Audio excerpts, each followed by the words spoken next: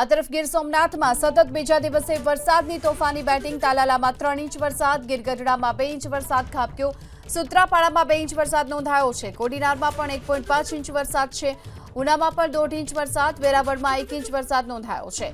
તાલાલા વેરાવળમાં ધોધમાર વરસાદ વરસ્યો છે અને તેને લઈને જળબંબાકારની સ્થિતિ છે।